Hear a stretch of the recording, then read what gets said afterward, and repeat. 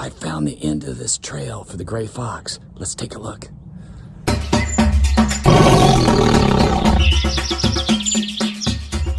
Hey, it's Lee, the outside professor. So we had a snowfall here in Texas about 4 days ago, and now I'm looking for a coyote and see if I can trail him. So I was out here yesterday scouting, and it was above freezing in the afternoon, and things were beginning to thaw out. This is in the sun here, and these deer tracks were made at that time, and I know that just because I can tell if I look down here how it would have been slushy a little bit when they stepped in here, and it's refrozen.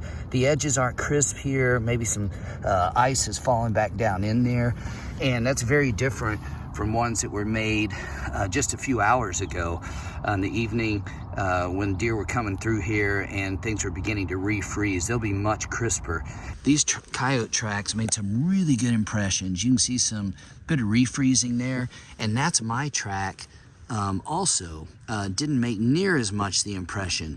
Okay, now I weigh 4 or 5 times what this coyote did, and so you might think, you know, things are melting now, that his tracks, because they made a bigger impression and they still look fairly fresh, you can see some refreezing there, came after mine. Actually, it's the opposite. I found these tracks yesterday, and probably they were made sometime in the middle of the day when things were thawing, and so he was able to make a deeper impression. Then when I came out here, it was late in the day, it was about freezing again, things were already beginning, the thaw had stopped, and things were firming up again, and so I didn't make as deep an impression. So why is this important? Well, you need to understand and recognize aging, but also you need to factor in other clues like environmental conditions. And if I came out here and didn't know any better and just saw this, let's say I thought maybe that's somebody else's footprint, I might think, hey, those are fresh coyote tracks. You know, coyote came here after I was walking through here, and so I might think that's a fresh trail and try to find that coyote, and that would be a waste of time because these are old tracks. So again, it's very hard to master aging. It's something that takes a lot of practice over many years, and you have to see it in the same substrate under a variety of conditions. Okay, I found what I was looking for here. So yesterday I came on this section of the trail and there weren't any coyote tracks. So I know for a fact these are fresh because they weren't here yesterday. You can see my footprints here from yesterday when it was thawed. And look at this really quickly here on this track. Look how clean the edges are. You don't have a lot of debris in this track. And I know it's a coyote. I have 2 oval toes close together at the top, 2 below it, and a little triangular pad. I can see some little wispy nail marks here, and I can't even see the ones here. Dogs typically will have much bigger toenails. It'll be a sloppier track. And so I can see this guy where he stepped here, and I'm gonna see if I can pick him up and find him, because I know this was probably sometime in the last few hours. It may have been early evening, probably was when it was slushy, and then probably middle of the night, probably 3 a.m. or so, things had refrozen. So this probably isn't a super fresh trail, but I'm gonna see if I can find it. This is a great example of animal behavior. So a lot of animals, especially top-line predators, will use paths or trails, either human trails or made by other animals, just because it's easier and get from A to B, but they'll diverge off. So you have to really pay attention. And I noticed here, the coyote tracks were not farther up here. And then if I look right here, I can actually see one right there. And so I know he went off there. I can see another imprint right here. Looks like where he stepped right there. And if I come over here, I see actually he came right by this tree here. You can see the toes right there. And then he came up here, right here. And then he stepped over this. And it's a great track right here. You can see right there where he went on. So I'm gonna see if I can follow that through here, or if it gets too brushy, I'll cut around. I see another track right there. So it looks like he went around this tree and probably stayed close to the trail. So I'm gonna see if I can pick it up on the other side. So sure enough, he went through the brush here and I reacquired the trail. And I think it's gonna be much easier to follow this coyote than the one yesterday because I was out here so late that everything had refroze and he really didn't leave many tracks. So 2 important tips in trailing is to, 1, have good substrate, and B, know how old the tracks are. So I know this is fresh and I know there's gonna be a lot of them. Okay, so check this out. This is great. Right next to his trail, look at that, there's a dig. And that could be a number of animals, but really the only 2 is a raccoon dig and a coyote dig. And they both throw material directly behind. Because the tracks are right over here, I feel confident it's a coyote dig. And it's kind of got a triangular shape here. It's hard to see, but you can see the shape of that hole there. And he was probably going for some grub worms, some beetles, some kind of larvae. Obviously it's cold here. He's got to eat to maintain body heat. So he's just looking to pick up whatever kind of meal he can and probably seeing if he can get on a fresh deer trail and maybe surprise a fawn that's weak and tired. So I'm still on the trail here and it's finally opened up. And what I'm gonna do now, if you see here out in front of me, there's a lot of open space and he could have gone in several different directions. I'm gonna try to save time, and you don't need to look at every single track. That's not the point. In fact, if you can see 5 or 10 tracks ahead of you, just jump right up to there and save time. So you wanna keep your head up when you're tracking. You don't wanna be, or trailing, you don't wanna be looking down all the time to see if you can make up speed on the animal. So I'm gonna look up here, take my best guess, and if I lose it, I'll come back. I'm gonna circle the last track, good known track that I see, so I know the point that I need to come back to. So this is great. I found this path. I could see it way ahead, and you see it just goes right through there, opens up. So I'm gonna make up some time on him and just do a really brisk walk through here, and hopefully he stays on the open path. So sure enough, he got right back on the main trail, walking trail. And I could have saved a lot of time maybe earlier if I had just gone on this trail. You can see maybe some of his tracks right there. And if I had done that, I could have made up probably 15 or 20 minutes. So I'm not gonna call it a mistake, but it's worth the risk a lot of times if an animal's meandering back and forth on a walking trail to just go and see if you can find it again on the next bend or wherever he rejoins it. Okay, so here we go again. The trail keeps going this way, but he or she turned off right here. And you can see it did kind of what's called a T-stop, and then pivoted and went off the trail, and then it just kind of disappears. I can't see where it is.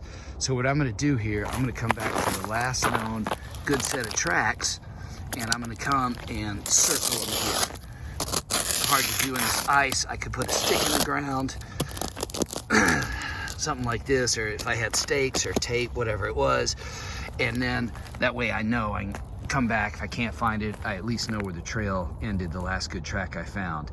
So I think this time I'm gonna follow my own advice, and I'm gonna see if I can go around and reacquire if he comes back down here somewhere on the trail. Yesterday I was exploring, trying to find trails, and I found one. Again, substrate was much harder because it was frozen solid until late in the afternoon, so there just weren't many tracks visible. And you can see my tracks here, but since the evening, a coyote came here, and I've noticed on a couple occasions now, he looks like he's actually following my path. I just cut a random track here. And this is a common behavior with top carnivores, particularly felines, but they want to know who's in their territory and what they're doing. So again, I might be able to save time by just following my own tracks and cutting up ahead and see if I can still see where the coyote was following me. So I've lost the trail again. And what I did was I went back to where I was, and you can see right here, here's a track. Okay, so that's my last known good track, so I'm gonna walk out some gateways now. There's a deer trail right next to me, and I think that's what he's following. Maybe seeing if he can pick off this year's fawn, get an easy meal, particularly when these animals are stressed in this cold weather, struggling, looking for food to eat, and maybe weak. So this coyote rejoined the main trail again, and there was a lot of zigzagging across the trail back and forth into the brush, and this tells me a couple things about its behavior. One is that it wasn't in a panic state, it was relaxed, it was doing something, probably looking for food, maybe trying to find scent of an animal or another coyote. And it wasn't going to its bedding site or making a beeline somewhere like to go to sleep, because otherwise it would have taken a more direct path. So again, if I just keep following this path and he keeps zigzagging across, I can make up a lot of time on this. So I'm going to try that. So another important aspect in tracking or trailing is to understand the animal's gait. In other words, how fast they were moving. And many animals, mammals, use what's called a direct register. And what that means, if I look here, it's hard to tell in the snow, but basically the hind foot landed on top of where the front foot initially landed. Animals do that to save energy. It's a very common gait. And I can see here that looks like a left. And then this looks like a right because it's shifted over. This looks like another left here, okay? And here's what you can do. You can actually draw a line here. So if I make a line here with my foot, and then that's a left foot, and then I go to the next left foot, which is 2 tracks ahead, because the one in between is the right side. If I look at this and I look at the distance between these two, that's typically for an animal that's walking about the length of the body from shoulder to hip. For an animal that's trotting, which is a faster gait, that's going to be about 1.5 times. And this has to be a trot because that distance right there is probably almost 3 feet apart. So 1.5 times this length would be marked about right here, and that's about right. That's about, probably a couple of feet for the coyotes around here. So it means this animal is moving pretty quickly, and he may have sped up now. He's on the main path and trying to get to somewhere else to go look for food. Now I see 2 sets of coyote tracks, okay?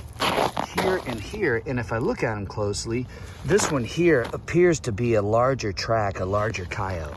Now, that could just be an older coyote, it could be a male, and the one on the left is a female, and I have a suspicion the one on the left is a female for another reason. But I noticed that, and so they may have joined together here. It could be a pack, an alpha male and alpha female, so I'm gonna follow this, and also maybe try to find where this other coyote came into this trail. So upon further inspection here, I think this second set of tracks is older. You can see here, it didn't register nearly as well, and I may have missed them yesterday. It could be a second coyote, but it could also be the same coyote that just went through here a couple times. Maybe once earlier in the evening before things had really frozen up well, and maybe again later in the evening. It's a little hard to tell, although this looks old, so I'm thinking this is the older set. And the other thing I notice is now that he or she has shifted gaits, and you see where it's not the hind foot, which is the smaller track on top, is not landing directly on top of the front track, which is the one to the left. And I can see that again, same thing over here, same thing over here. The hind foot is kicked out to the right, and that's called a side trot. A very common trot for coyotes. A lot of theories about why they do that, but it's what's known as a baseline gait. So again, this coyote's just trying to get from point A to B, isn't stressed. So I know it's not being chased by another coyote or a human being, because otherwise I'd see a faster gait like a lope or gallop. So now the sun's come out, which makes it easier to see these tracks. You get a little bit of shadow and better lighting on it. You can see he's just going right down the trail. It also means that it's going to start melting. So I'm going to pick up my pace here and see if I can make up some time. So one of the things that's making this very challenging to hopefully find this animal is that, again, these tracks were at least several hours old because I know they had time to refreeze after. And again, going through the brush, I make a lot of noise. But the other problem is that this is very icy. So we had actually more sleet than snow. And the best time for tracking is right after a fresh snow. And you can go at it soft and, easy to find tracks, especially let's say the night after a snow when animals are very active. And then also, when you're walking through it the first couple of days, you're just not going to make near as much noise if it hasn't thawed out yet. So I don't have the advantage of stealth in this case, so it's going to be very hard to get close to the animal. But if I start seeing fresh sign otherwise, then I'll slow down and try to be as quiet as I can. I just had some deer tracks join the trail, and I think these are fresh as well because the edges, you can see a little bit of refreeze there, but they're in better shape than the ones from the day before. And so look over here, and I can see the coyote kind of stopped, looked around, and he may be again after a deer, maybe stopped to see if he can get some scent, figure out, you know, if this deer is not very far ahead, and then he continued on following the trail. So it's going to be really interesting to see how this plays out. My intuition paid off. So the trail curved around on the bend, and I saw the coyote tracks head off the trail through some thick brush. I didn't want to follow that. The deer tracks continued, and I followed for quite a ways, like maybe 100 meters, 150 meters, and basically did a U-turn, and sure enough, the coyote tracks came right back on. So I think he's on this deer's trail, potentially, and he just took a shortcut right across here. You can see right here where this coyote came in, okay? And you see right here where he rejoined this deer trail, okay? So I think he's on to him, and I think where the deer lead, the coyote's gonna go. So I came along the trail here, and the coyote was just following along here, and then I found this. Looks like a dig at first, and there's tracks all over here, okay? Going in different directions. But I think what actually happened here is he's marking. I didn't really dig a hole in the ground, but I looked right here, and sure enough, it looks like urine, and I went down there and smelled it, and it actually, it's exactly what you'd expect pee to smell like from a canine, if you've ever done that before. It also, the color, there's a little bit of blood in there. And I found some scat that also had a little bit of blood next to it. So look at this, it's all twisted, tapered on the ends. Looks like it's got some hair in it, and then there's little blood spots. So this is likely a female coyote, and very fresh, you know, within the last several hours, sometime during the evening. She's probably an estrus. So canines often mark in the middle of the trail, and it can be to show dominance, or, you know, in this case, to communicate other information like ready to breed. If you're enjoying this video, click on the link in the description below, where you can download a free resource. And don't forget to hit the like button and subscribe to this channel. Also, check out our website, where you can sign up for the Naturalist Training Program to get lessons like this in a variety of skills, as well as see a list of our online courses. Now back to the show. So the coyote again veered off the trail and took another actually kind of side trail here. Now the deer tracks had stopped a while back, but I look on here, the trail that he or she picked, there are more deer tracks that come up here. And sure enough, look here, I'm on that side trail, and then the deer veer off, and so does the coyote. You can see that right here. You can see the coyote on the right and two deer tracks on the left here, and it just continues on. So again, fortunately, it's not too brushy in here, so see if I can find where this terminus is of this. So this coyote again is following the deer, but he decided to go, or the deer decided to go up a hill. Pretty steep, almost like a small mountain. You can see there, so he's cutting right up through here. So it'd be interesting to see if there's any deer beds up here, or deer lays, or if the deer are just going back and forth between feeding areas. So it's getting harder to find his tracks because this side of the hill is in the shade. It didn't melt as much, but look here. After he climbed up on this rock, he jumped down, broke through the ice. He must have jumped here, and then he jumped up on this rock. You can see right here, the track here. So it looks like he went all the way to the top of this ridge. This could be an area, a denning location, or where he beds for the night. So probably not there now, but I'm gonna be really quiet and see if I can find the tracks that actually go into a crevice, perhaps where he spends the night. Sure enough, he came right up here on top of this ridge and summited.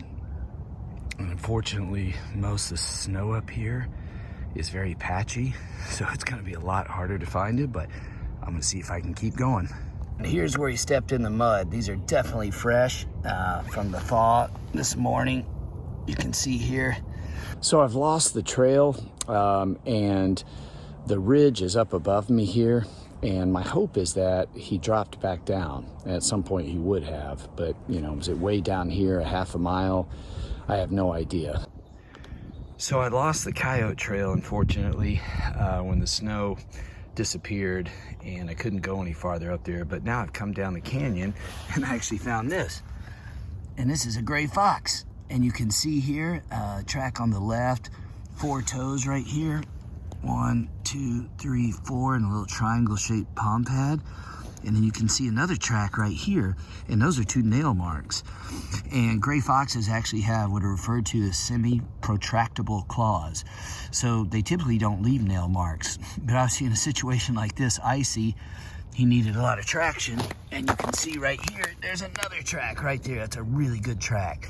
Sometimes it's easy to confuse these with house cats. But house cats have the toes are more in a line up above. And also you can see a definitive right here kind of X pattern right through the middle of the track. And that's classic canine. Okay, here we go. Lose one canine, find another. Different species, but that's okay. So again, I can see the gray fox here. You can see here where he broke through the eye. So this is almost certainly late yesterday when it was a little warm and above freezing. You see him right there. And actually, this is a good example. That's a hind track right there. You can see how it's more oval shaped, less circular than the front track. And he goes right up here, so let me see if I can find him. One of the differences, the toes I think are a little less oval, and the track shape is just kind of more circular, especially the front track. You can see that here. The hind track's going to be more oval shaped. So this is a good example about identifying species while you always want to look at track morphology details. And so these are canine tracks. You can see here, there's 4 toes, 1, 2, 3, 4, a triangle shaped pad, 1, 2, 3, 4. But notice there's no nail marks. And if I keep going on all of these tracks, here's another 2, another 2, another one. I don't see any nails in any of these. I'm on fairly level ground here. So I know this is a gray fox. I knew it anyway. But if I needed confirmation, now that it's not going uphill and really needs to dig in icy terrain, it's not going to extend those nails. And so, you know, that's one way among other ways to distinguish between a coyote or other types of canines. I actually have a good trail on this guy now, and he goes right up here because they have those semi-protractable claws. They're actually good tree climbers, very small, but it's very hard to track them normally unless you have really good substrate like mud or maybe sand, because they just don't weigh much. So it's nice that he came through right when this snow was melting and left these tracks. So again, these would probably be almost certainly old because now it's hard frozen, but let's see how far I can take this. An important part of trailing is understanding whether you're on a fresh trail or an old trail. Now, snow is one of the best substrates because if you pay attention to it, you know the weather conditions, the type of snow, you can determine that. So here I've got a gray fox track right here, and I've also got it inside a footprint. And what this tells me is that, again, yesterday, I think that's a fairly fresh track. That's probably, although maybe getting close to 24 hours old. But nonetheless, I know that fox came after that footprint was there almost certainly, because he would have almost certainly squashed it, and you can see that the details of the footprint are no longer visible. So that tells me that this fox track is more recent and at least within a day old, even if I didn't know anything else. I've got 2 gray fox tracks here, but they're going in different directions. So this is a hind track, it's going this way, and here this looks more like a front, maybe a direct register, double register, but it's going the opposite direction. So what that tells me is that if it's the same gray fox, this may be a regular path that it uses, which wouldn't surprise me if it lives up at the top of this canyon, or it could be another gray fox. If I looked at the tracks very carefully, I might see some minute differences in them. It would be very tough to tell in this substrate. But again, if I were trying to find this animal, this looks like, you know, potentially a regular thoroughfare for it, and a great place to put a camera trap. We always want to look at gait to see how the animal was moving, because that tells us about their behavior. So this fox is mostly doing, again, a direct register. Okay, that means the hind foot's landing on top of the front foot. And you can see here, it wasn't clean. The hind foot was a little off over here, okay? But again, if I take the distance between two sets of tracks from the same side, so these are both left feet here, this one here, and that one up there, okay? And that's about probably 27 inches, thereabouts, something like that, less than 30 inches. That would be awfully large for a gray fox in terms of hip to shoulder distance if it were walking. Gray foxes have really short legs, so I think this is also a trot, which means that, and you can see where it goes up here, that he was trying to get from point A to point B, not necessarily in a hurry, but wasn't necessarily looking for food. I found the end of this trail for the gray fox. Let's take a look. So right here, I'm right below the top of the canyon. I can see a set of tracks there, and I don't know if you can make that out right here, and then followed all the way up here. And I can see the final, it's very hard to make out here, but I can see a couple of toes here and a pad right here. And then it looks like he went right in to this crevice here. And this would be a perfect spot, or possibly up here, but this would be a perfect spot for a gray fox to sleep, a bedding area or a den to have pups. And then also look at this. Around this tree right out here, there's urine all over here. And I got down and took a whiff of it. It's not as strong as the coyote urine, but I could definitely smell it. So this is a super cool find. Maybe the home, or one of the homes for this gray fox. And again, maybe a perfect location to have pups here. So anyway, I'm gonna move off here. I don't want to disturb him or her if she's back in there. Man, so cool to see this. And probably if I stayed here or set up a camera trap, I might actually be able to see the animal come out at some point. So I've backtracked this gray fox. I'm gonna see if I can take the trail back as far as I can. I found probably the same gray fox trail, may have been earlier in the day. I've got another gray fox track right here, 1, 2, 3, 4, and a little triangle. Not sure if that may be a hind, not sure, it's pretty oval. But then right up here, if I move up here, I've got what looks like probably an older set of coyote tracks. I think that gray fox is from yesterday in the evening, or just honestly maybe 7, 8 hours ago. These coyote tracks I think are older. I think they're probably at least a day old, maybe older. And so they're obviously using the same trail. And of course, within the same family of animals, bigger predators, larger canines will kill and try to weed out smaller canines. So, you know, wolves will kill coyotes, and coyotes will take out foxes if they can, because they're competition for a food source. So that tells me probably that this gray fox is going to be pretty skittish, whereas the coyote here is probably, along with maybe if there's some bobcats in this area, which I imagine there are, the apex predator. Trailing is kind of active in the sense of you're out looking and trying to identify tracks, but you also want to keep your passive senses, and particularly with hearing. And so one of the things I do is I'm always listening for bird language, other movements, but particularly bird alarms, because that tells me two things. One, if I make a big disturbance and they start alarming, then I know I've made a big mistake, and any animals in the area, if I happen to be close to the animal I was trailing, will no longer be there, likely, will flee. But secondly, they'll also tell you if there is an animal in the area, the animal, particularly if it's a predator that you're trailing, or perhaps another animal. And so you want to clue into that. And if you heard a big disturbance and you know about shapes of alarms, because all predators, really all animals, have particular alarms that they set off. If you recognize that for the actual species, or at least family, you might even be able to catch up, and you know, maybe it's a quarter mile ahead of you, or a few hundred meters ahead of you, the animal you're trailing, and the bird just told you. So if you pay attention to that, you could head in that direction and make up a lot of time. So always keep your wits about you and pay attention to what's going on. Stop and look around occasionally, listen, pause, you know, go, 15, 20 steps, stop, turn around, look behind you, listen, and obviously be as quiet as you can. both the gray fox and the coyote look like they turn and go up this path here. And that's really important to look at which track is older. And it looks like to me, definitely the coyote track, which is right here. You can see that, look how big those toes are. There's been a lot more refreezing on that track. This definitely looks fresher. I would say this one looks fresh too. That was probably last evening sometime. A couple of ravens flew over me and were cawing. In fact, one circled me. So could have been alarming at me, or it could have been alarming maybe at another predator.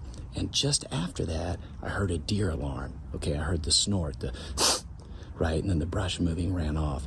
Now, because I was talking, I think there's a good chance that was me. The ravens are not used to seeing a lot of people. I'm kind of off the trail back here.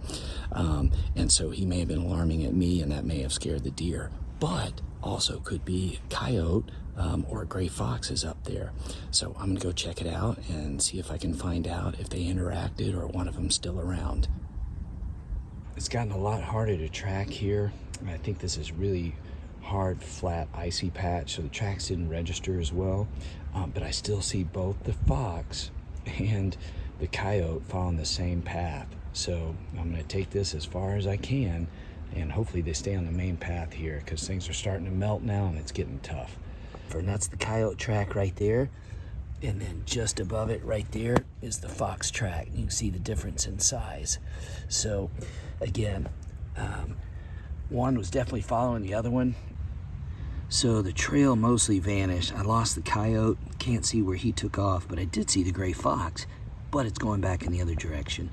So I'm gonna assume that he survived an encounter with the coyote if he did have one. And who knows, maybe it's the one I saw earlier and he's back up sleeping in his den. This is some scat that was deposited.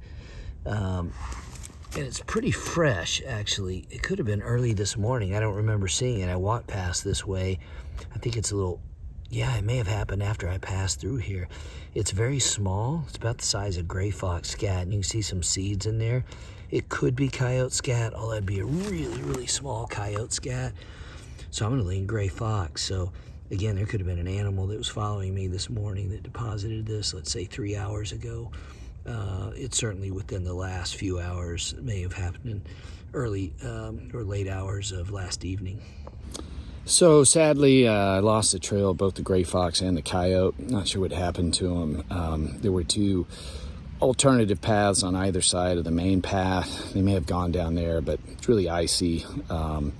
And the tracks were pretty faint to begin with, so I'm not sure what happened to them. I did find what looked like, again, the gray fox tracks turn around going the other way, so maybe the coyote did the same, or maybe he went off somewhere else. But anyway, super cool to see that. Everything's melting now, so may see a little bit more, but it's going to be hard to find what happened last night in another half hour or so.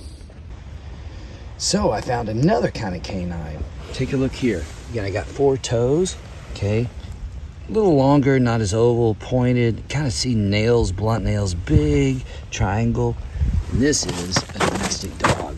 You can see how different it looks, okay? It's much larger as well, but can't really go by size. I'm not in wolf country, but wolf tracks are obviously very large. You just see the toes are just not nearly as oval, kind of misshapen, tracks more splayed, or what they often refer to as a lazy track. So now some dog species can be really hard to discern from those in coyotes, depending if they're more have more wild genes, haven't been bred as much to be a very different domesticated species. In most cases, though, you're going to see marked differences in the morphology of the tracks. So it's just interesting that it can be challenging sometimes, but it's a good way to hone your skills by being able to tell the difference between wild canines and domestic ones.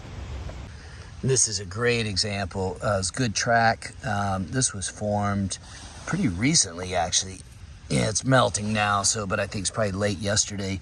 But just look at the difference. These toes are not nearly as oval, kind of misshapen, big old blunt nails, okay, big triangular pad. So just very different looking, sort of a sloppier track, not as tight as a wild canine, a coyote, or certainly a gray fox. Thanks for watching. If you want to learn more, then click on the link in the description below to download a free resource, as well as check out our website to see a list of online courses on this topic. And please hit the like button and subscribe to this channel. Until next time, see you outside.